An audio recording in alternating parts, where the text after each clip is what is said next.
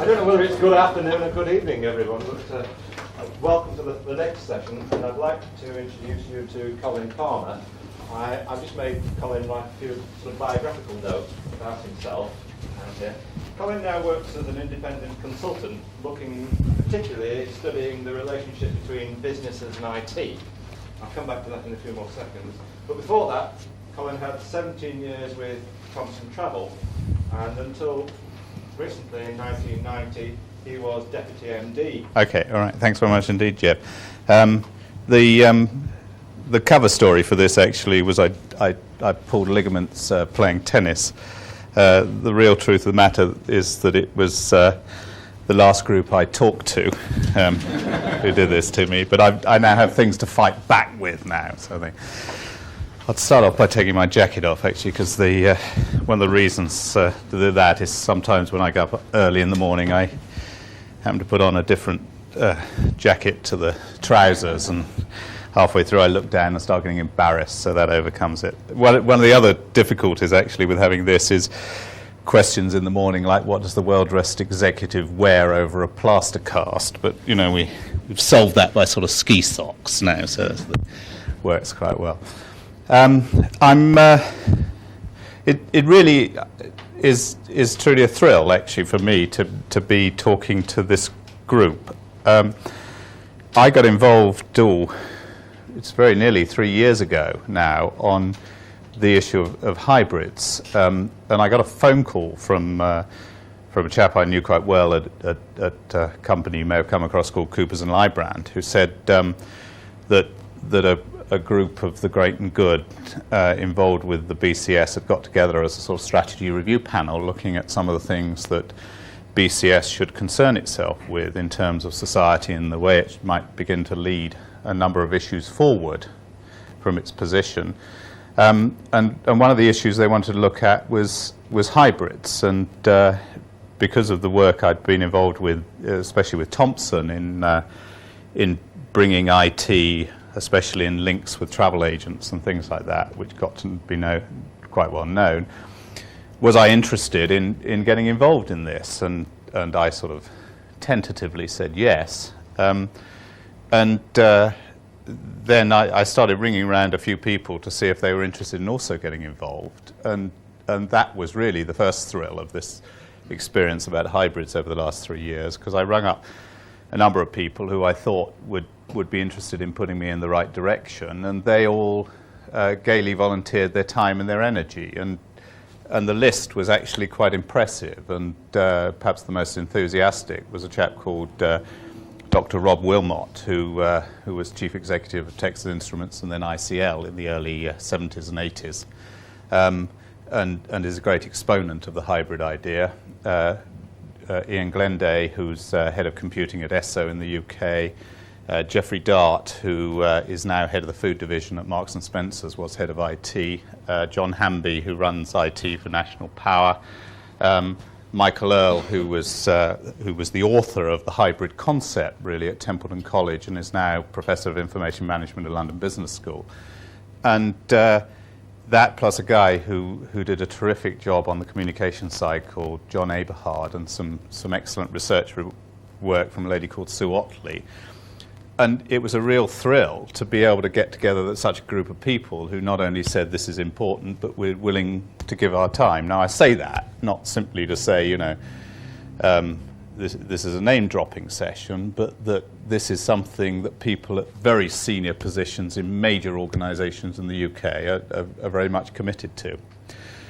And we started out to think about what we should do in that area, and it's as a result of this that a number of organisations, most notably Sheffield here and also Henley Management College, have taken up the baton and said, yes, we must support industry and commerce in providing education for potential hybrids. And to see the fruition of that, you know, the sort of seed one began to encourage 3 years ago, tangibly in this form in front of me here is, as I say, a terrific thrill. So that's a long way round to say I'm absolutely delighted to see you here, and I congratulate you on your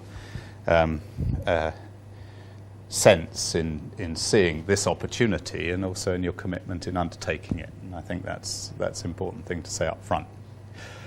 Right, so having sort of rambled around that for a bit, let me tell you what I'm intending to sort of do this evening. I really don't want to talk an awful lot, though I can easily do that, and I'm quite happy to do that, and ramble on quite happily quite often. So I very much want to make this interactive, so please come in and stop me and ask questions and raise issues as you want. But what I thought was the appropriate thing to do to open this up was to talk to you a little bit about where the hybrid concept came from, and how that was developed, and to say something about why the people I mentioned and myself consider it to be so important in the context of competitive and fast-changing situations in industry and commerce. And then maybe say a little bit about how the development aspects of hybrid works. So that's what I'm trying to do. As Jeff mentioned, there's a paper that I did write that I think summarizes a lot of what I'm going to say, and I'm sure you'll get a copy of that afterwards. But as I say, come in, ask questions, make notes, whatever you wish. As Jeff said, the title was that one.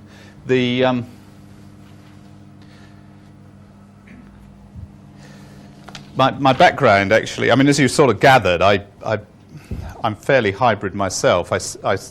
As well as having been sort of in corporate strategy and run systems and run sales and run retail travel agencies, and before that I was in personnel, before that in training. Before that, actually, I sold metal pressings and plastic mouldings for a machine tool manufacturer, and before that I got that job because I had an English degree. So, you know, there has been clear logic throughout my career.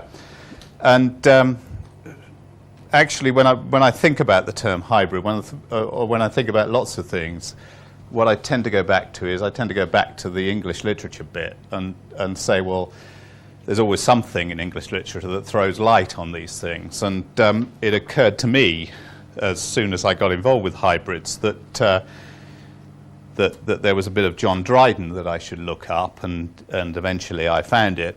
And thinking that this might throw some pretty good light on hybrids, I read it as follows. It's talking about a chap called Zimri, who I think was meant to be at the time the Duke of Buckingham. It says, a man so various that he seemed to be not one but all mankind's epitome, stiff in opinions, always in the wrong, is everything by starts and nothing long, but in the space of one revolving moon is statesman, chemist, fiddler and buffoon. Which as a starting point didn't seem to be a very good precedent. So I then reflected on this, and I thought, and I remember my English tutor said, well, of course, there's an expression or a saying for everything in life in Shakespeare. So I searched through the works of Shakespeare to find nothing. And then I remember that he also said, of course, there is only one other author in English literature of whom that's true, and that's P.G. Wodehouse. So I turned to the complete works of P.G. Wodehouse, and sure enough, in chapter 3 of Leave It to Smith was this lovely little statement. It says, although in stature of the peanut variety, he'd had a shot at most things: yak, bison, tiger, pheasant, and rabbit. With that range of experience, he was generally considered to be a good egg. So here was the precedent we're looking for, and the first fact of the matter is that clearly hybrids are good eggs. And if you're a hybrid, I want you to continue throughout your careers to bear that in mind. Okay? If we look at the academic precedent for hybrids, it really occurs from the work that Michael Earle did when he was at Templeton in some research of about 40 major applications of IT. And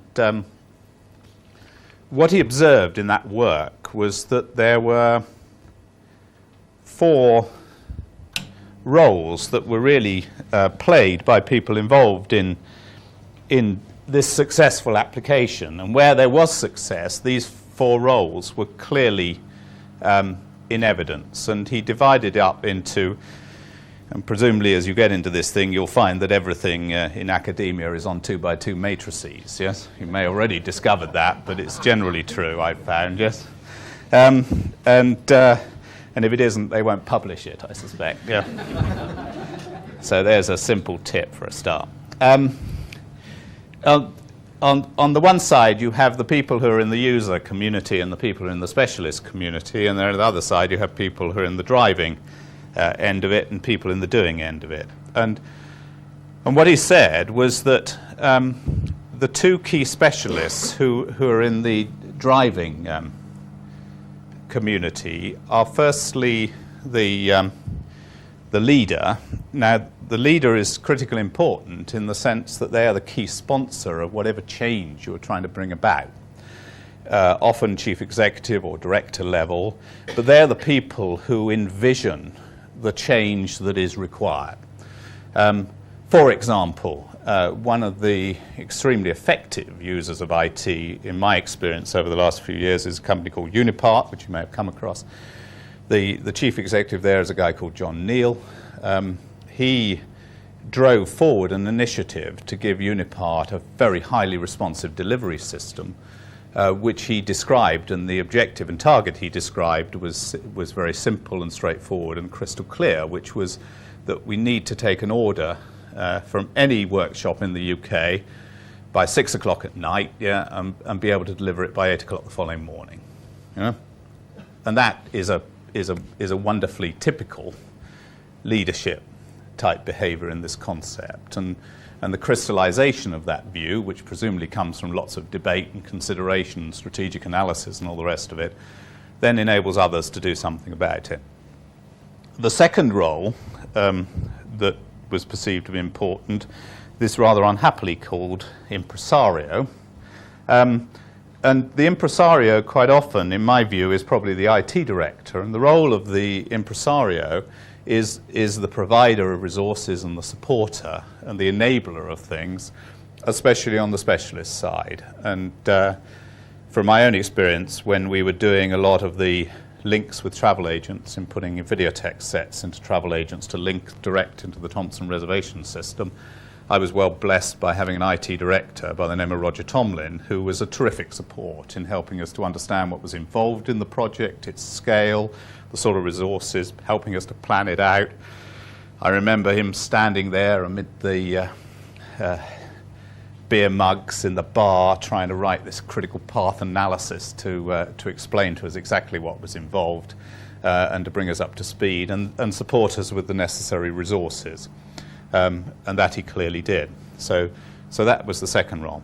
Then on the doing side, you have the hybrid, and the hybrid is clearly what we're talking about here.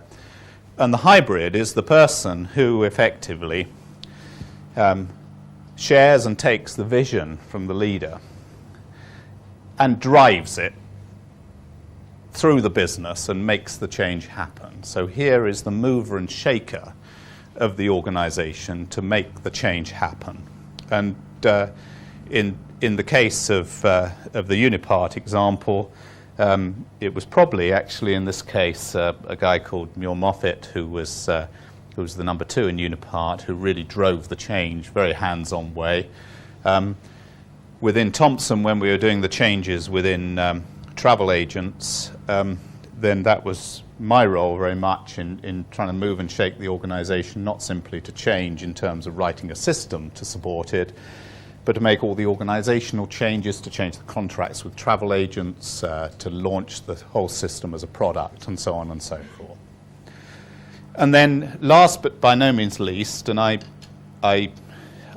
will continue to emphasize that because one tends to talk an awful lot in these sort of communities about the business drive and the business ownership of these things, and I think the hybrid by and large is working within the business community rather than the IT community. The specialist is also critically important, and without the specialist skills in networking, systems development, systems programming, whatever they are, yeah, then all these things must necessarily fail. So, you know, in amongst all the discussion, we must always hear it for the techie, in my view, yeah, and not in any way to be underestimated. Has often to be interpreted and understood, but certainly not to be underestimated in terms of value. So that is where the hybrid came from, as I say, a study of about 40 successful and major applications of IT and a description of roles that were played. So that was the starting point. Does that, were people sort of familiar with that, or is that, do you know where that, did you, sorry, yeah. Is that, yeah, any questions? Or? No? Yes, I always considered that perhaps the hybrid was also an innovator in looking at a different way of looking at things, like mixing IT world with the business world. Really like rather than being led by someone else's vision, like by the leader's role, the hybrid may also take that leader's role simply because of his knowledge of IT as an enabler of doing business. Yes, I think the I mean, I think that there is something in that. Yeah, I think that the sort of changes one's talking about in businesses, which we'll come on to in a minute, are often, I mean, if we're talking about, you all represent pretty substantial organizations, as I see it, you know, and the sort of changes one's talking about are not things that single individuals conceive and make happen. You know, I think when one reflects, you know, and you say what happened, and you say, how was it we came to decide we were going to do these direct links with travel agents, or how did the John Neal idea come up, or whatever, you know? That encompasses a whole set of discussions and all the rest of it. You know? There is no question in my mind that the hybrid, actually as an individual, if we look at the characteristics, and I'm sure Anne will talk to you about this tomorrow, I think you're going to deal with this rather more, has very strong innovative characteristics, and also has very strong catalytic characteristics. So they certainly have innovative skills and power to catalyze things to happen. They may not necessarily be the particular innovators of the idea. And I think that sometimes there is, in a sense, a danger in that role, because I don't know, are you going to talk about any of the Belbin? Do you use any of the Belbin analyses at all? Right, okay. But if you look at some of the characteristics, there's some very interesting work done many years ago and developed over a number of years by a guy called Meredith Belbin, which describes the whole, so you're familiar with that sort of thing. And one of the characteristic types of people, what he's talking about is the roles people play in teams and what makes teams work. And one of the roles he talks about is a plant, which is the ideas person. Now, the ideas person, who is the real sort of innovative thinker of the group, is in my view something of a loner, you know, and one of the worst teams you could ever come across is one with lots of plants in it, you know, because they're all shooting these ideas across one another's bows and ignoring one another, you know, and resenting and hating every other idea that comes across, you know. So that, you know, I see the hybrid as much more of a catalyzer, listener, understander, provoker, mover, shaker than the innovator per se. Okay, anyone? Where would you see the hybrid manager fitting within an organisation? Where I work, you're either in an operational environment or you're in an IT environment. Right. So my view of the hybrid manager is someone who kind of is a bridge between the two. Yes, I think that's right. There's no position for a role that would actually straddle two areas? I mean, I think certainly there is nothing. I mean, it worries me, and occasionally I come across an organisation which appointed someone to be a hybrid manager, which I think is awful. You know, I mean, poor person. You know, I mean, terrible thing to walk around with. And I tend to think they, by and large, tend to occur in the line rather than in IT, but that is not necessarily the case. I mean, what's your background? You're in what sort of area? Financial services. Right, okay. When you say operations, I mean, what sort of operations? Customer service. Right, okay, fine. I mean, by and large, you'll find these people in line roles, often fairly senior line roles, but not necessarily. Sometimes they're in support line roles, you know, like the most effective hybrid I had. In fact, I moved him into this role, but he was running one of the Thompson regions, and then I got him to run the sort of central services for brochure distribution, systems development, and supporting the sales force on the reservation side, you know. And in that position, where they have a support coordination role for a whole group of people, that's a very powerful position for a hybrid, because they can take the ideas and they have the resources and the ability to, and the breadth of contact to be able to do something about it. So I do see them in line roles, or I see them in line support roles quite often. But sometimes they just occur for some reason in just particular positions. I mean, there was in my very latter days at Thompson, just after we took over Horizon, there was a very able lady who ran what was broadly we used to call hotel information, but what it was to do with was providing all the information on hotels, and the original intention was it provided accurate information to go into the brochures, you know, which is a major issue, as many people who've experienced holidays will have found, you know, and persuading Greek and other hoteliers to tell you whether the beach really is sandy or not is actually quite difficult. So, you know, you have to be quite tough in those sort of roles. Now, this particular lady had worked first of all in reservations in telesales. She then moved overseas as an overseas rep, and then she came back into this position. And there was a lovely experience that was truly hybrid, because in reservations you can't help in a tour operator be heavily involved in systems, because you really get into the bowels of the system to make it really work and manipulate the inventory, plus this overseas experience. And as a result of that and her own creative abilities, so hence, you know, and I think that's the point, is she actually drove through this terrific hotel and other database information which she put onto their travel agency system. And it was brilliant. It was brilliantly conceived, beautifully delivered. And of course, the extra quality of information, she understood the need for the quality of information to come through from the overseas side. She understood the needs on the reservation side, and she understood many of the systems and IT requirements. And, you know, that was that sort of powerful combination. But she was in a sort of line support role again, I think. So, you know, these people tend to emerge, but their role is pretty critical. Okay, so that, I mean, I think what one's talking about here, therefore, is this, you know, if you say what was a hybrid and what's the definition of a hybrid, it's this. It's that we're talking about people who have, and this is Michael Earle's definition, who has business confidence. You know, this lady I'm talking about, you know, clearly had a confidence in understanding the key aspects of the business.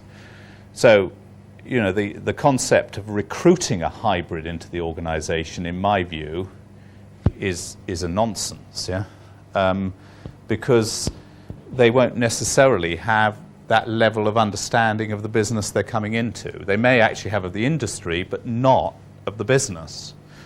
And the reason for the need for the business confidence is if you're building this system for hotel information, you have to have the confidence that you ring up the resort manager in, I don't know, Halkidiki or somewhere, yeah, and say, leave it out, you know. I know damn well the beach is shingle, yeah.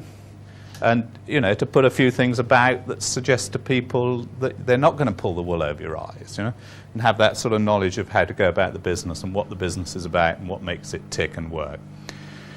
They have to have a technological competence, not necessarily, in my view, down to sort of bit and byte level, well, certainly not, but clearly understanding scope of change and projects and what is involved, you know, and that you have to put this bit together with this, and it involves doing these sort of things, you know, and when the technologists come back and say, you know, the thing we used to have at Thompson was that whenever anything was difficult, the answer always used to come back that it was a major database upheaval, you know. Said, well, you know, we want that, you know, and great sucking in of breath through teeth, you know, or major database upheaval, you know. And you have to have people who then understand some of those things to answer and think their way through those. And have the confidence to do it. And last but by no means least, which comes back to the profile issue, is that they have to have this set of organisational skills. And the organisational skills I think we're talking about are that they have to have a degree of persistence, negotiating skills, good listening skills, good questioning skills, to really find out what's going on and to make things happen and persuade and sell and do those sort of things. And the second set of organisational skills they need to have is to know their way around the organisation, as I've described before. So that's, you know, those are the sort of things we're talking about. And that fits into that. So that's what we're talking about in terms of hybrid. Does that ring bells with people? Yeah? Right. So you all think you're a hybrid, yeah? Yeah? Definitely. Right. Okay. So why are these people important? Well, they're important for these key reasons, in my view. If you look at the world today, whether you're in government or competing in industry and commerce, the two things, I mean, are quite clear. One is that competition is hugely intense, yes, and intensifying. And I've got a couple of slides that nicely illustrate this in one or two industries. But I don't think there's industry of which this is not true. The second thing is that change is endemic in everything we do. You know, the degree of change going on in organisations is unbelievably frightening. Yeah. Having come out of tour operating, I always used to think that you know, a couple of revolutions, a typhoid outbreak, and that sort of thing was normal par for a week's work. You know, there's a bit of turbulence. But one of the first pieces of work I did was in British Aerospace military aircraft when I left Thompson, and they were just at that time cutting back from, I think, about a workforce about 28,000 to 22,000 because of the change in Eastern Europe. And of course they were just getting into that when their best customer rang them up and says, we seem to have a little trouble on the doorstep here, and can you get as many tornadoes over here as quickly as you can? So they just moved everything, you know, shifted everything that moved and started building tornadoes that they thought they'd almost finished building as fast as they could go with all the support that went into it. So of course, you know, 9 months later when the Gulf War finishes, then they find all the Western economies are hugely cutting back on their defence budgets, you know. So, you know, that seemed to be fairly par for the course in terms of turbulence. So organisations are facing that sort of situation: change, high degree of turbulence, intense competition. And in that, you know, where is the competition focused? Well, the interesting thing is that it's materials are by and large a commodity. You know, if you think about military aircraft, you know, all the metal bashing, you know, it's not, you know, it's fairly commodity stuff. Labour, by and large, is commodity. The real added value is in information. And you say, well, take military aircraft. Is that true? Well, the answer is, of course, it is true. Because if you go back 10 or 12 years, I can't quite remember the figures they were quoting at me, but they would say, well, 75% of the cost of the aircraft was in the metal, you know, in the metal bashing, you know. Not true anymore. I forget what it is now, but it's 25 to 30%. You know, and the vast cost that they're dealing with is about the information and the onboard computing and that sort of stuff. You know, and the real key differential between the Tornado or whatever it is, another aircraft, is that it can respond on its radar and respond to information 0.11 of a second faster than the enemy, you know? And that is about competing on information. And of course in other industries it's much more obvious, in financial services and, you know, and all the rest of it, in tour operating and those things. It's obvious, you know. The key is about information and getting information about fast. But that must increasingly, I think, be true about organizations and about individuals. So the key differential for an individual now is the information and knowledge they hold, and that therefore is an important point. So information is a key value add in the world. The other thing that we're finding is, of course, in organizations is that we have what's grandly called there compression of corporate hierarchies, but every one of you must be well aware that there are reducing layers of people in your organization. Yeah? Few organizations, they're increasing, but most of them are going down. BP exploration in the last 3 years has reduced the layers of management worldwide from 9 to 3, yeah? Which is pretty staggering.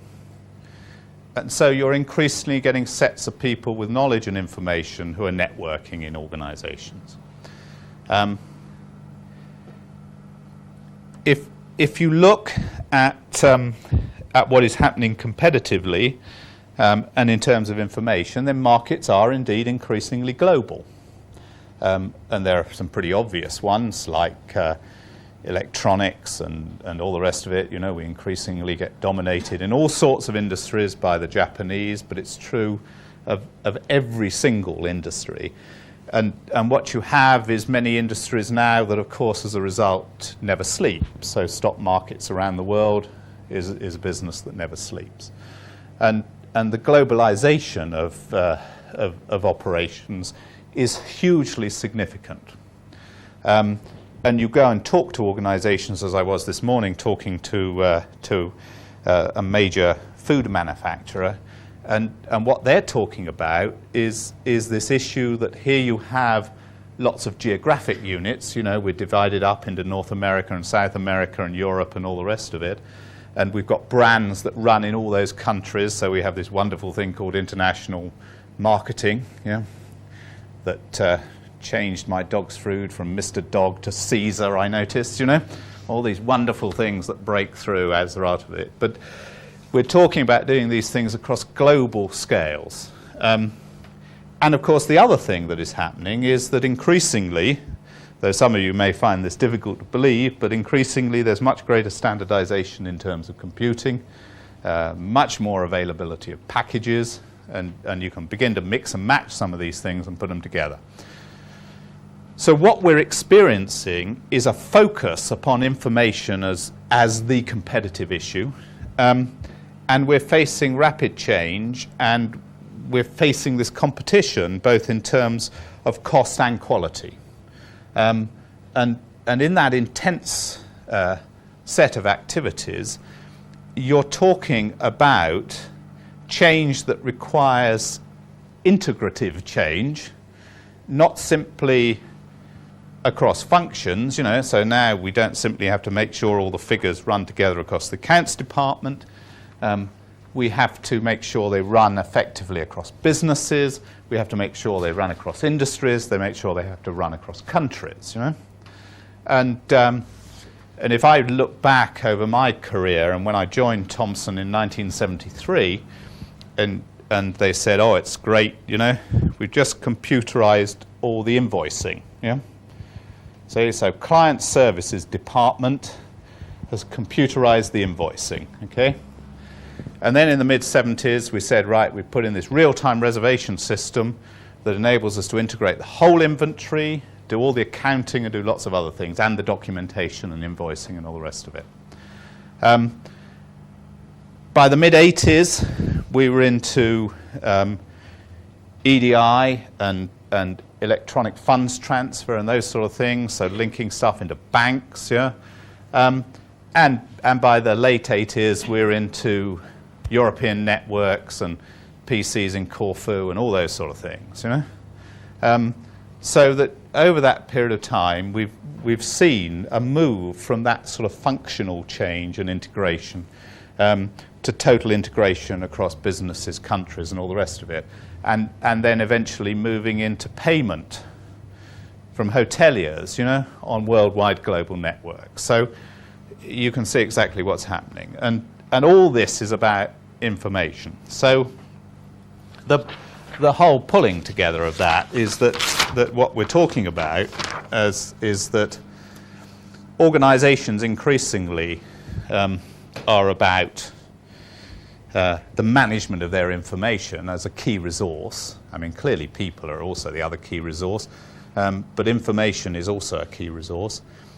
Managers in organizations are very much about being information processors and handling and networking information, and therefore the information systems of the organization fundamentally underpin the processes and the way the organizations work and the behavior of the individuals, so that what one's talking about to bring about change is about re-engineering organizations. And I think that's semester 4, is it? Yes? So you see it all fits, yeah? Seamless, yeah? We didn't agree this beforehand, Anne, did we? No. So, you know, is that making sense to people about what we're talking about? I mean, if you don't believe me about the intensity of the competition, I'm sure you do,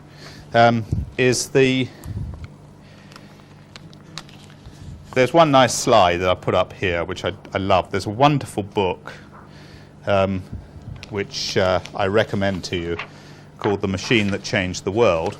And it's a study. People come across it? Yeah?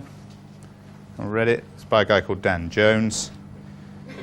Surprisingly, a Welshman, I discovered. One immediately thought, you know, this sort of an exhaustive study of 90 of the world's largest car plants, yeah, must be done in the States, but sure enough, done from Cardiff. And it's a wonderful book in the sense that it really gets together a set of terrific figures on quality and cost comparatively across these 90 car plants. And it examines comparative quality between Japanese plants, between US plants and European plants. And this shows you in terms of the productivity and the quality in terms of defects per vehicle. And you know, it's dramatic stuff, yeah? You know, the Japanese there are achieving twice the quality in Europe, and I can't do the maths, very nearly 4 times the productivity on those figures. And what that improved performance about, I would argue, is intrinsically about the effectiveness with which they handle and integrate information and have changed their organization to be able to achieve those sort of quantum leaps in performance. And I mean, that's true of the car industry, but you could look at other figures in other industries. Those are just beautifully presented and analyzed and well-produced figures. And but I'm sure you could look at other industries and other figures and see the intensity of the competition that is now being suffered, and what we have to do, therefore, to re-engineer organizations to achieve those sort of, you know, what we're not talking about there, you see. I mean, that's the point. We're not talking about 10% enhancement, are we? You know, 10% does you no good. Yeah, we're talking about 4-fold. And that's the challenge. And that's where the hybridity clearly comes into that. I'll pause for breath for a second. Does anyone want to throw anything out? Or I think to follow on and how your management line manager level is really important for leaders and the innovators, director level understand the needs for it. I think there's got to be an education driving force on that side. yes, I think that's absolutely right. There's a piece of research that we recently did within the Impact Programme was looking at the relationship between chief executives and IS directors, interestingly. And we did a study. We interviewed 15 very senior chief executives and 16 very senior IS directors, major leading companies, and who neatly grouped themselves. I mean, we didn't group them, but they neatly grouped themselves into 5 having good relationships, 5 having medium relationships, and 5 having poor relationships, you know. And what was interesting was that the good relationships were where the chief executive was heavily change orientated. Was very focused on transforming the organization, on using IT as a lever of transformation. And that was a key differentiator. Now, I can't then go on and say that those were the most successful organizations because we have no means of measuring it. All we know is that they were happier, you know, than others. But, you know, if happiness leads to anything, then that certainly seemed to argue it. And it was quite important that those leaders had a good experience on bringing about change with the use of IT, you know. And the ones who are at the bad end were those people who'd suffered the many slings and arrows, you know, of 3 times the cost and twice the time and, you know, never got delivered anyway type of experience, yeah. Therefore, the thing to do with IT is to cut the budget, yeah. Which is the... focus the budget fine, yes? I'd agree with that, which sometimes may mean cutting it, but focus is the key. Any others on? No, right, let me move on. I mean, I just really wanted to build on that change thing. I came across this one the other day. Actually, I'll just throw this one in because I liked it. And I thought it was rather fun.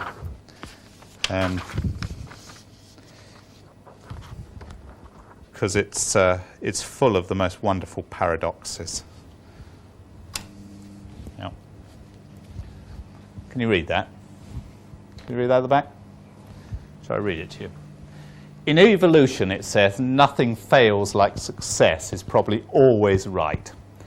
A creature who has become perfectly adapted to its environment, an animal whose whole capacity and vital force is concentrated and expended in succeeding here and now, has nothing left over with which to respond to radical change. Age by age, it becomes perfectly economical in the way its entire resources meet exactly its current and customary opportunities. In the end, it can do all that is necessary to survive without any conscious striving or unadapted movement. It can therefore beat all competitors in the special field. Okay? It's all good news. Which is a very nice punchline, you see. And of course, you know, sorry, but equally, should the field change, it must become extinct. The beauty of that is, of course, is that what happens in organisations, and this is also a key to the role of hybrids and leaders in this, is that organisations over time, you know, gradually adapt to doing things brilliantly in a particular way, yeah, and then all of a sudden someone finds some different way of doing things or changes things fundamentally, and they disappear. And if you look at the performance of those companies that were lauded in search of excellence, you see, at the beginning of the 1980s, you know, and lots of people have had fun with that, you know, but you find 50% of them are now performing rather badly, you know. And what is it that keeps these organizations going? The average life of any organization is 50 years, yeah? And decreasing. So this need to transform and change and all the rest of it. Yeah? And we see that happening all the time. And there is no question at all that the opportunities to change are dramatic. I've just got one or two sort of examples. Here's a lovely example of a change achieved within a wheel cylinder manufacturer. I don't know who this is actually, but I picked it up from a book somewhere. And this just sort of gives a set of nice figures which say, before we were doing anything, this number of value-added activities, we had to move things 88 times, now we move them 11, wait and store them 69 times, now we do it 18 times, and so on. Total activities used to be 187 in doing this, it's now 57. We used to move the particular thing 3,000 odd feet, we now move it 600 feet. And the throughput time has changed like that. 4 to 6 weeks variable to 2 to 4 minutes variable. Yeah. So if the point is this, of course, that's being made is if you go into any organisation, it is encrusted with processes that have been there, and processes that have been built on processes, It's like many of you who will know your spaghetti-type systems, that started off with a nice specification and gradually had this bit added and that bit gemmed on and all the rest of it. The documentation went years ago, and and the whole thing is hugely inefficient. We could not believe. I mean, the Thomson, the real-time reservation system we built in 1976 was built in assembler, which the IT people will know, but other people will know is basically machine code, so very, very low-level language, very difficult to work in and all the rest of it, you see. And the reason it was built in assembler, of course, and we always used to say, is because it's highly efficient, We can run 1.5 million transactions a day through this system on a reasonable size machine, dead cheap to do it. We rewrote the Portland holidays reservation system in a relational database called Model 204, which is immaterial, but it was a quick database, and couldn't believe it. It was more efficient than assembler, we found, Of course, it wasn't more efficient than assembler as a language. The reason was that our assembler had been encrusted, with millions of subroutines and all the rest of it that made it highly inefficient. And that's actually what happens to organizations. And the opportunities there for hybrid type activity and quantum leaps in performance are just enormous. I've got another one somewhere here, which is a nice one that shows the opportunities, if I can find it. I always get halfway through these things and lose total control of my slides. This is a nice one for a very, very good guy, if you ever get a chance to hear him, a guy called Paul Strassman, who used to be head of IT at Rank Xerox, but a really terrific thinker in terms of the business value of computing. Corporate pricing decision in Rank Xerox, which not be untypical, I suspect, of many types of management decisions being made, 12 steps, 129 elapsed days, 2,000 odd hours used, 819 phone calls, and of course it's great news for Rank Xerox, yes? 10,500 photocopies, so, the opportunity to redesign, re-engineer those things are there. And that really is very much the challenge I think we're facing and which we're talking about. So what's all this got to do with it? Well, it seems to me that it brings me back to this one, which is that we must now, through the 80s and through to the next decade certainly, be concentrating on this new skill gap. In terms of leaders, I've actually used leaders there as being the movers and shakers. It comes from an appalling poet, I think, somewhere, McGonagall or someone. We are the movers and shakers or something of the life forever it seems. We're the music makers and we're the dreamers of dreams. That's the one. And leaders who can think about fundamentally changing and transforming organizations radically, who are IT educated. And one of the tests, in my view, is that these people think that IT is annual report worthy. Good test. Yeah? Does the chief executive give IT a mention in his annual report? Hybrids, who are the change engineers and key contractors of the IT supply. Specialists in two ways. The architect, I'll come back to that a little bit, and the developer, and indeed the specialist technical skills. But there is a terrific demand, in my view. See Jeff Sears prick up as he sees another business opportunity in front of him.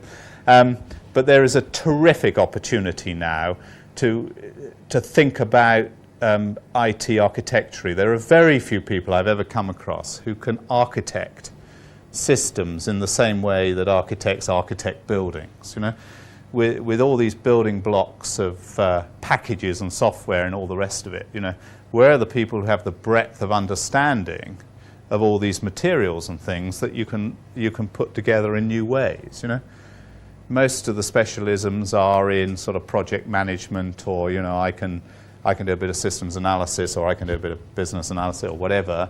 And you know, I can do some programming and I can do some networking. Where are the people who can actually architect these things and put all these things together?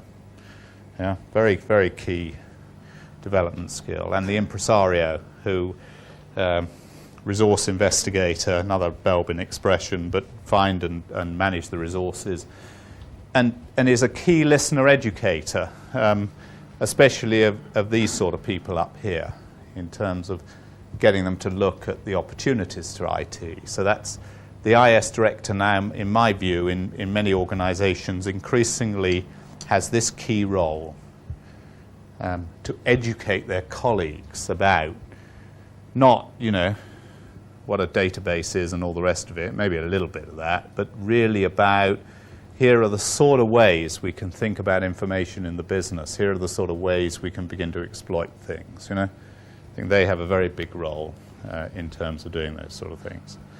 And there's a very clear agenda, I think, for that one. So that really is where we came from, many of the thinking that went behind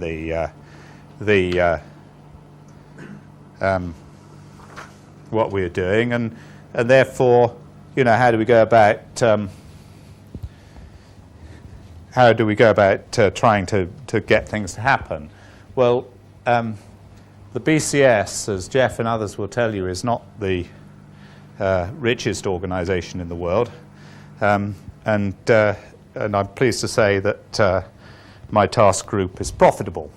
Only just, but we're profitable.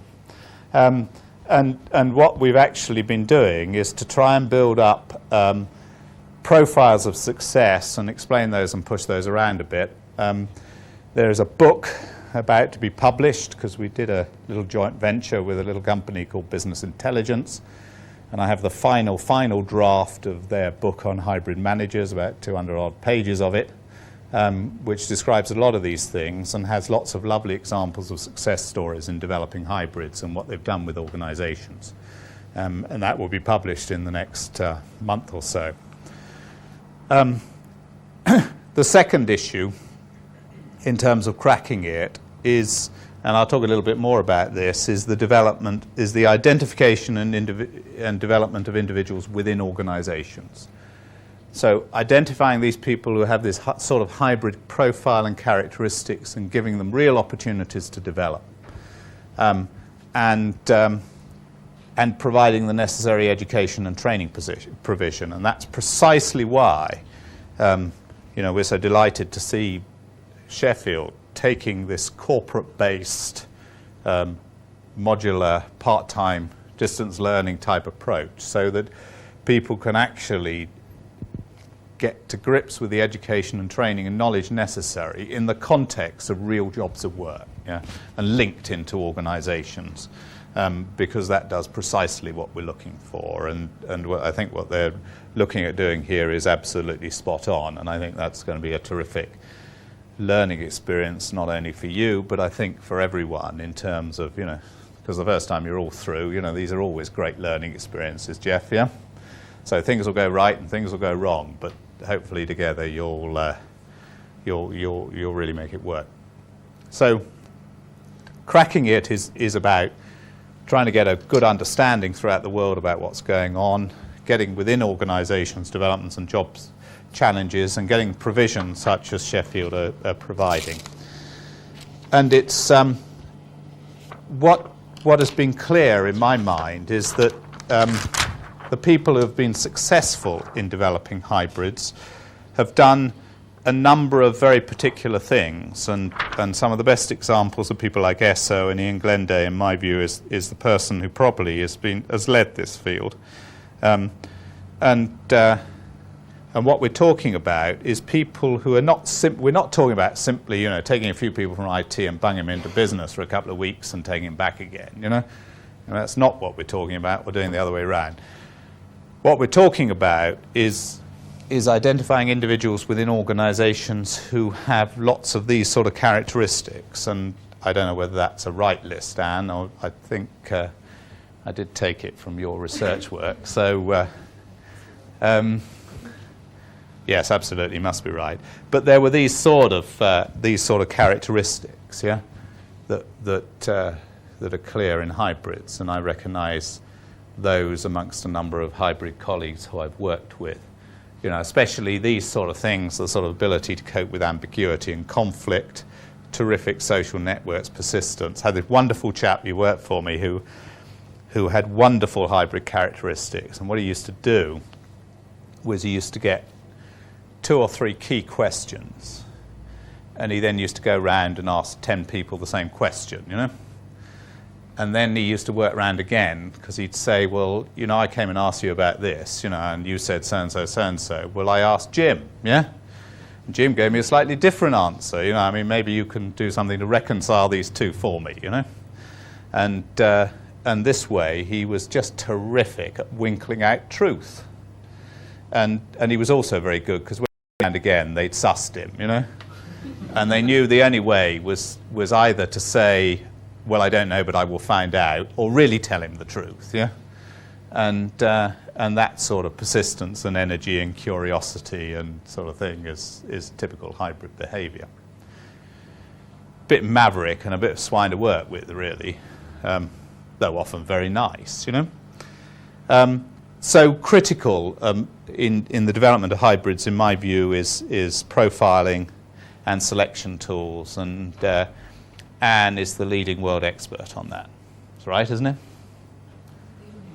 The only word. Well, leading as well, then, fine. But as part of the BCS task group, we did a piece of work with Oasis, where Anne and I used to work, were looking at the profiles of known hybrids and therefore put together a selection tool for that. And that's no doubt what you're talking about tomorrow, is it? So you know more about that tomorrow. So selection is crucially important. The development aspects are critically important. These are the sort of characteristics of the best hybrid development schemes we've come across. They're about real jobs, and about real jobs for significant periods of time. This is what Ian Glenday at Esso calls the Friday afternoon interview for the Monday morning change, which is, look, I know you've been running applications development for the last 3 years, but as from Monday you're running Forley type of discussion, yeah? Not quite as brutal or mediate as that, but really moving people to real jobs around the organisation. And what then happens within organisations is, of course, that if you're then doing as an IT person a development with the manager running Forley, the relationship is a very different one, because they really know what it's about. That if I'm sure you've experienced this on occasions, if you go to one of your colleagues and say, I've got this terrific person working for me, I'd like for their career development for them to come and work for you for 3 or so years, they say, I don't want any of your rubbish, basically. Well, they might not say that to you, but that's their immediate reaction. What on earth is this person trying to sell me this person for? And equally, if you went to one of your colleagues and say, I see you've got a terrific person working for you there, and I'd really like them to come in and work for me 3 years and broaden their experience, they'll say, yes, we think that's terrific. And then they see you at the office, and they call them, and they come in and get the person concerned in and tell them how much they're valued and how much their career will be further enhanced by staying, you know? And I mean, cynical, but true, I think. And unless you can then crack that at a very top level, you're not going to make it happen. And unless you've got chief executives and directors who are saying, why haven't those people moved, and that sort of thing. I think this is not a thing that is entirely between IT and the business. It's an organization-wide initiatives. It was rather sort of Marks and Spencer-y when we started off on this, that Jeffrey Dard at Marks and Spencer's, when we started talking about hybrids, sort of looked rather surprised and said, oh, I thought everyone did it. Because Marks are extremely good, in my view, and have always been at doing that type of organization-wide development. You have these organizations, I think, and again, one of the things that ESSO emphasize is you really have to be willing to enable people to learn, because when you move people from one part of the organization to another, then you are in danger of making real errors, because you don't understand it. And having moved across organizational boundaries quite regularly in my career, and those of you that have done that will recognize it, there are always one person, and probably two or three, who are there digging holes for you to fall into, you know? And you have to be prepared to allow those people to learn. And you clearly need supportive education and training, and that's exactly where this type of activity comes in. I do hope that every one of you has some very real personal mentoring support, and that may not necessarily be your boss. Yeah? But I think that is critically important, because especially if you move into new areas of the business or you're doing these sort of things, you really need shoulders to cry on, yeah? And you should have no compunction about doing that. I had a very real, that really hit home to me. I had a very, very good guy who was working in systems, and I managed to filter him out to run one of the major sales regions in Thompson. And he was a very able guy, terrific social skills. And I did all the sort of things that I felt I should do, like, you know, took him out to see a few agents, and then next time round he did it. I did it the first time, then second time round he did it, and I watched. We discussed it afterwards, and then, you know, I left him out to go out on his own, you know, and I picked up with him about a week later, and the guy was, you know, shot to hell. I mean, his confidence was devastated. And the next agent he'd gone in to see had taken him apart, you know. Young whippersnapper, green behind the ears, coming in. I'll find every little nook or cranny in every argument I know to devastate this guy, you know. And even down to the point where he said, is that your Ford something or other, Granada outside? Oh, well, you'll notice this is my Rolls Royce behind it type of line, you know.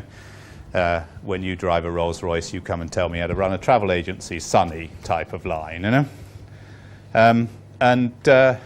The guy was actually on the point of resigning, didn't feel he could cope with it. So a sort of heartfelt story for personal support in these things. And you have to think about the impact of hybridization schemes on recruitment policies. Because if you have graduate intake or something like that, what sort of people are you going to recruit? So that if you're recruiting people into the IT fraternity, then what you're looking for is what one might call corporate citizens. You're looking for certainly an element of people who have the capacity and the ability and the sort of profile, which again comes us back to the profiling type tools. So those sort of things are going to be crucially important, I think. In terms of sort of what this thing does for you and all the rest of it, these are our sort of experiences. You've got some real benefits, I think, in terms of identifying IT opportunities. I think coming back to your point, yeah, there's no question that having these sort of people are seeking, looking for, and exploring IT opportunities. you manage change better because what you're now doing is not simply, as many organizations do, change the system, yeah, but at the same time you're changing the organization. You know, you're changing the organization structure, the numbers, the contractual relationships, you're marketing the new system or the product, you're doing all these sort of things to really make change happen. Controlling projects better. ESSO tell me that before they started hybridization scheme, they used to reckon to get something like 65% of projects on time and to budget, which I was pretty impressed by. Yeah? I think most people would be quite pleased with that. Ian Glenday now does trips around the world telling people how he gets over 90%. And part of it, he doesn't say it's only this, but he says part of it is about the hybridization scheme. And I sort of believe him because he won't talk about it much. And the reason he won't talk about it much is he considers that the hybridization scheme they have is a source of competitive advantage. So he thinks that's pretty important. The interesting other issue is that the organizations who've gone in for these sort of things have found they've got lower labor turnover. And the argument, of course, is that this is always different. You know, if you let people go away and do MBAs and go to Sheffield for a few years, you know, then they immediately change organizations, yeah? Probably change function, but much more likely change organizations. In fact, properly managed, I believe the opposite is true, and that's true of the people who really manage it well. And what is happening is because they're doing the mentoring and the support and the career aspiration well, and I think that's, again, I would emphasize to you, you really must try and make that happen, is that, of course, they're matching the career aspirations of ambitious, energetic, and keen people. And if you do that, then you lower your labor turnover. The costs of these, you have the risks of failure in moving people into new jobs, sure. You have the education and training costs. But, you know, Sheffield's a bargain, isn't it, Jeff? Yeah? Oh, absolute bargain. Absolute bargain. There's no question that having hybrid people around the place, as I said, they're a little bit, they do tend to have rather maverick characteristics, and having people who want to shake organizations and you know, continually going for different ways of doing things is a bit unsettling and irritating, to some anyway. And there is, of course, the danger that if you're a manager, and this, I suppose, is one of your responsibilities in looking at your people and your staff and those of you who had them, is that one of the real cruxes of it is, are you prepared to let your best skills go to other parts of the organization for development purposes? Even though you might get some jolly good people back, yeah, will you let your best skills go? So quite clearly there's a sort of lot of costs, but there are also significant paybacks. So I mean, I can talk about a few other things and answer questions and say a few things about what BCS is doing about it, but I hope that covers for you in a fairly free format, you know, what this whole thing is about. This whole thing is about fundamentally looking at the need to transform the performance of organizations, because information being the key value added. The sort of skills you need are very much in those sort of areas I talked about, and the hybrid capability is a critical part of it. And fundamental to that is for organization to have the sort of development schemes that we're talking about, supported by the sort of activity, which, as I said, I'm very thrilled to see. I think actually I really ought to shut up and let you sort of come back at me and ask. We've still got time for a few questions, haven't we, and things, and debate, and open up the debate and crossfire as you wish, but, you know, come back about anything you want. Talk about hybrid management, project management is also raised a couple of times there. Can you clarify the different project management? Yes, I can. But I mean, I think I've got a slide on it. I'm sorry about that, but I think I have. And seeing as I carried it up here, I think you're going to get it. Maybe I haven't. I think the difference is the difference between, yes I have, the difference between projects and and change programs. What we're talking about a lot of the time is hybrids, in my view, are about change management. Yeah? And change management is a wider context than project management. Project management is where you can get down and say, we can do a Gantt chart and, we've got a critical path and all that sort of stuff, and now we have to drive those things through. Very real skill and all the rest of it. Change management is much more about what one might call architecting change. So, if I think about the example of putting videotex sets into travel agents, there is a project in there about delivering a certain system on a certain time, But there's also a thinking about how on earth are we then going to persuade 7,000 travel agents to take this system? How on earth are we going to try 28,000 people, That was even in the days when we were in the first division, twice the crowd we used to get at Vicarage Road, So, big groups of people. How are we going to do those sort of things? How are we going to conceive the new contractual relationships, seeing as we're moving away from known legal tenets, and how we're going to break those things through?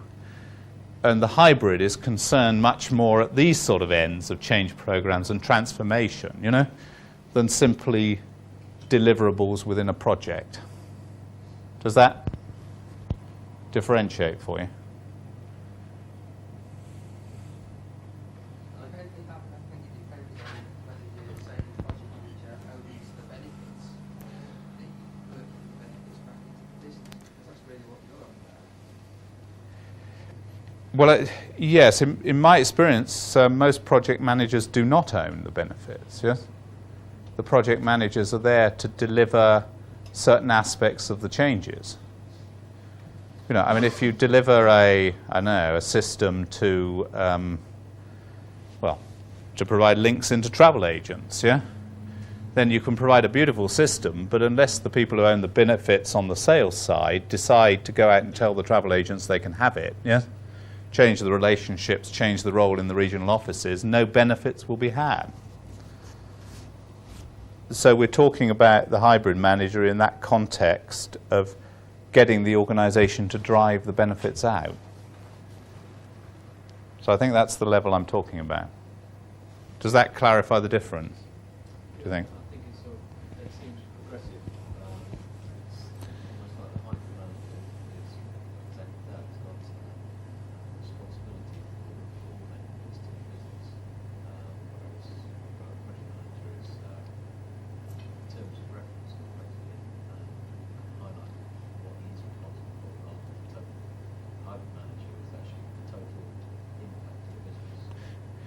Yes, I think be slightly careful there. They may not have that control or that authority.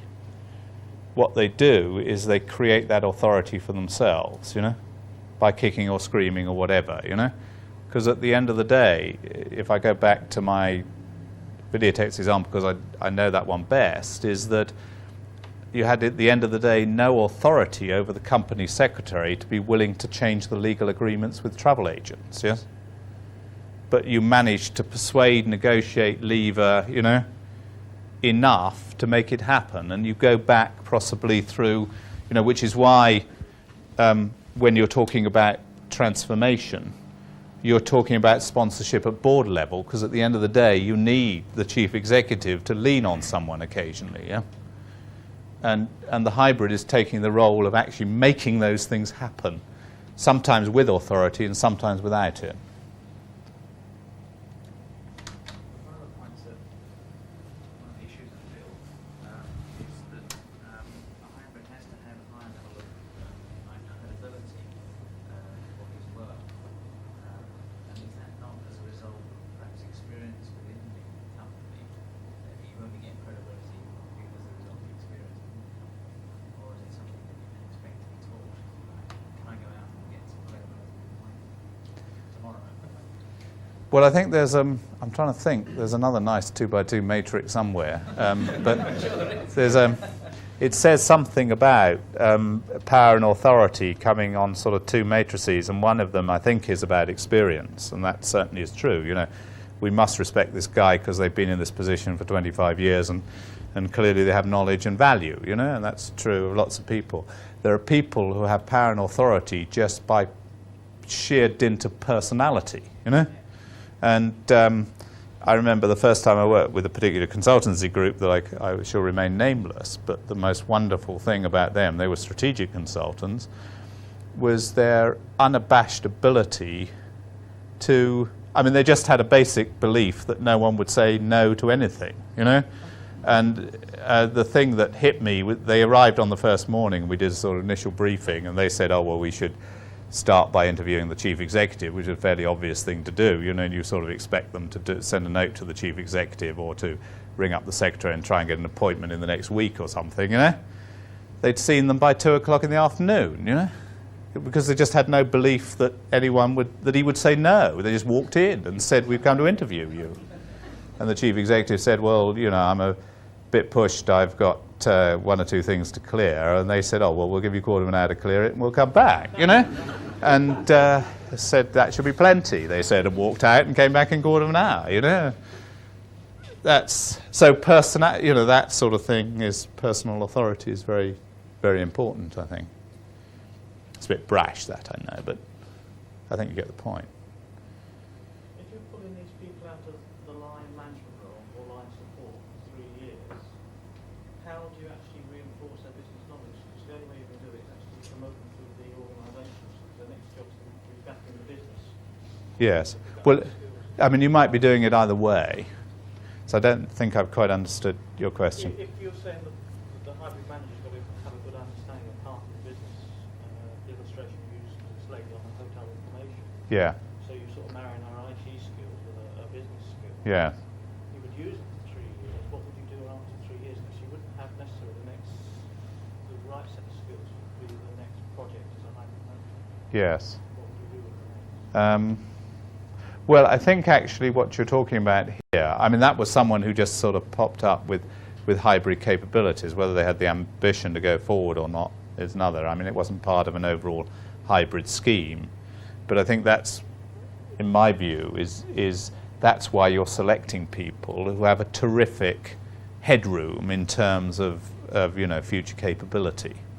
And therefore you really are looking, you know, they should be able to demonstrate that they are capable of doing it. Yeah. And as everyone knows, you know, there's a risk in that. Yeah. But in my experience, provided you've got your assessment of people correct, you know, there's plenty of tools and techniques and things available today, assessment centres, I'm sure you have those sort of things, you know, that give you that view of people, is that, in my experience, provided you do your homework, I've always been delightfully surprised by, you know, people I've seen. You know, you have this concept of people, don't you, who came into the organisation as a, you know, sort of 18-year-old and a 21-year-old or something, you know, and you think, my golly, they could never do much more than that, yes? And yet all of a sudden you put them into a key job and the way they grow, you know, is enlightening. And so I think the selection is key. And then you've got to very carefully try and look and plan that thing out. And this is it's a very two-way process, you know. And the individuals concerned have got to be happy and prepared to go into that sort of area rather than that sort of area, and that is a fairly tricky negotiation, in my view. Not sure whether I've answered the question so much as rambled round it, but I think selection is the key. Yeah. The sort of suggestion to me is that you can only operate as a hybrid manager for 3 years, and then you've got to move out and have some other experience in business before you can actually operate as a hybrid manager successfully. I think what I'm saying is that there is a very real need in organisations, and I think there are a series of questions I would raise about how long you can go on doing this for, you know, about moving people into their sort of starting mid-20s onwards, yeah, and through their 30s into key positions, yeah. I think when you get into later career, there are then fundamental questions about, you know, can you do this anymore, yeah? And what have you then created? Because I think that there's I mean, I have no evidence for this. This is pure gut feel. There comes a point in people's lives, and and there comes a point of risk. So number one, you know, things come like, you know, the kids are, you know, now at secondary school and we're into GCSEs and A-levels and we don't want to move, you know, those sort of things are very real. And the other thing is that if you've done one project in one area and then you move to a second one, you know, to do one successful project is pretty good. To do two is wonderful. You know, to do three is a miracle. You know, and therefore you know the risk gets higher.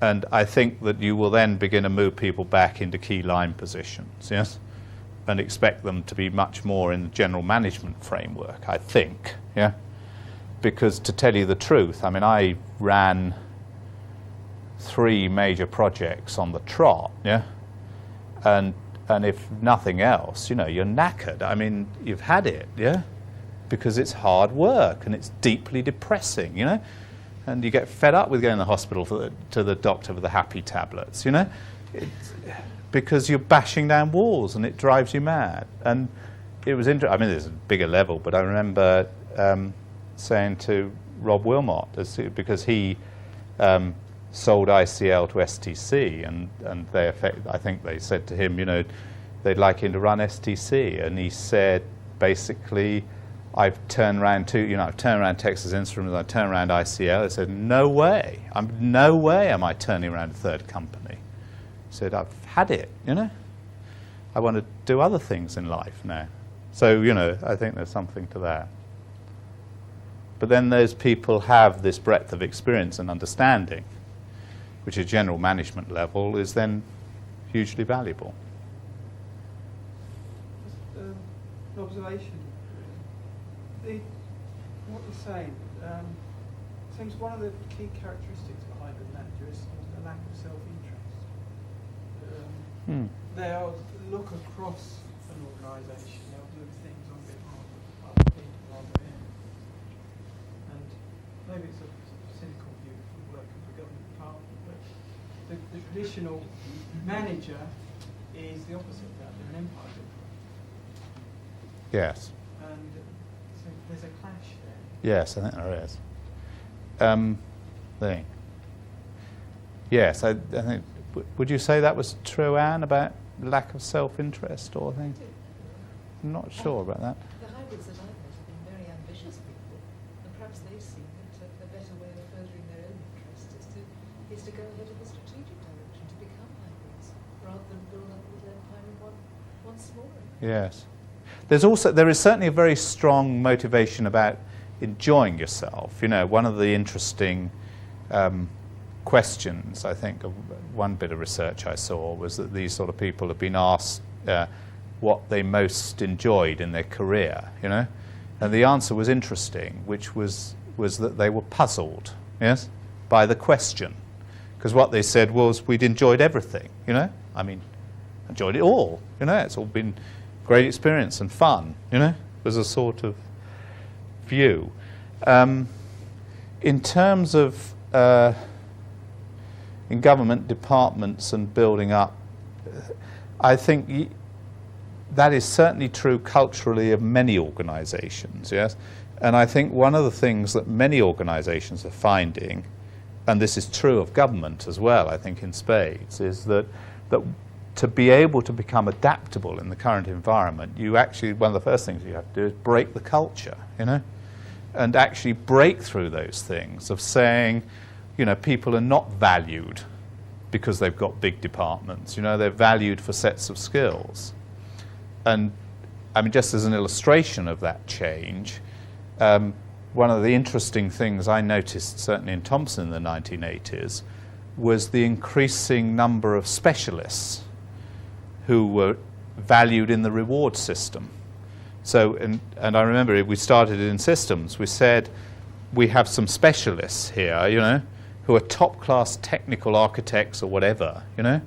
We want them to be valued in the same way that, you know, Magdi Yaqub is valued at Harefield Hospital as the top surgeon, you know. We don't want him to manage anything, you know. You're probably lousy at a manager, yeah. And we don't want the hospital manager to do the heart surgery, you know, because that wouldn't be very good either.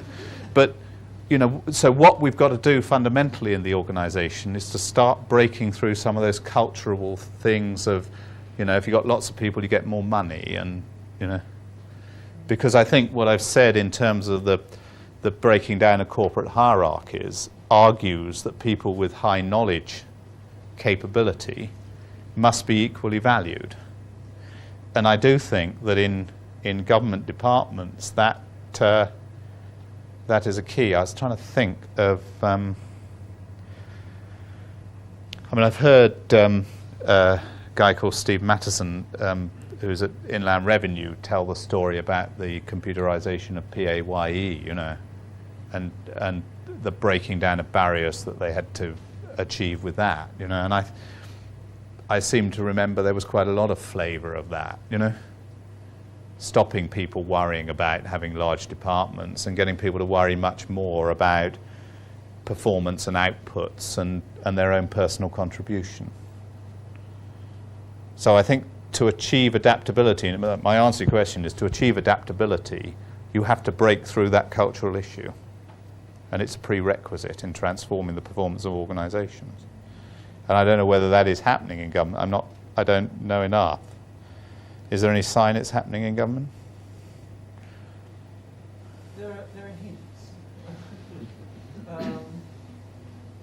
There are signs, but there are strong hints. Well, I suspect, a lot of this is what a lot of Next Steps agency and stuff is about. It's very political. Yes. More Oh, politically absolutely. opposed, Yes. but that leads to confidence. Yes, I think that's right. Yeah.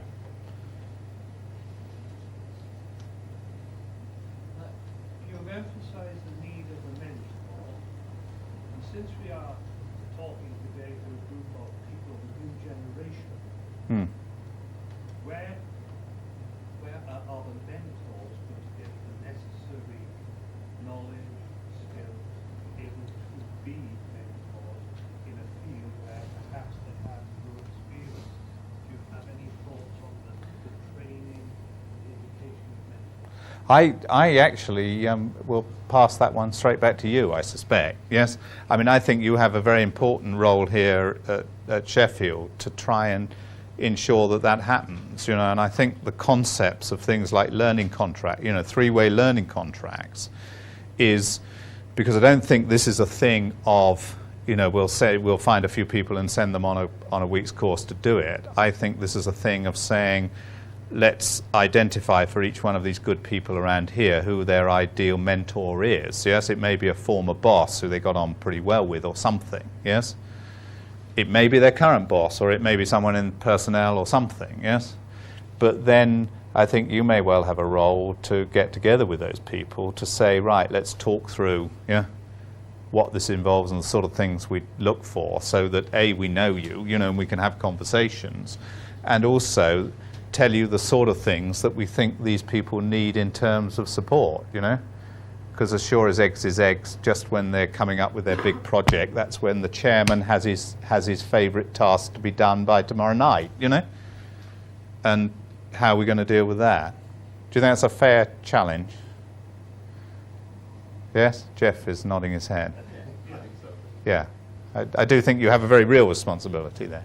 Can I ask a question related to that last one, with mention of generations? I feel quite uneasy about this idea of identifying individuals and thinking about labelling them something called hybrid. Do you think this kind of movement is actually a transition? Shouldn't we be moving towards encouraging hybrid type skills in every? Yes. I think that one of the things I said, and maybe that didn't come through, is that this sort of activity is organisation-wide. Yeah. So what you're identifying is people who have enormous capability to help manage and run the organisation in various shapes and forms. Yes. And what I would argue is, therefore, you have this sort of cadre of people who you are looking at to grow. And of course, it must be true that some people will drop out of that cadre and some people will come into that cadre, yeah, because they're late developers or whatever, or something or other. But I think within that, you must be clear that you have a mix of profile of skills in amongst which you have people you know are the sort of movers, you know, who have those sort of characteristics we've talked about. And in a sense, what you're talking about is exactly right, you know, hybridizing the whole organization, yeah, but being very clear that you do need this sector of people who have this particular set of skills that will enable and push change to happen. Because I think my fundamental argument is that while there will obviously continue to be lots of business as usual, because of the nature of the environment we're now competing in, there's lots of requirement for continuous and continual change, yeah? And some of it quite radical. Does that make you feel happier? I mean, come back at me if you want to.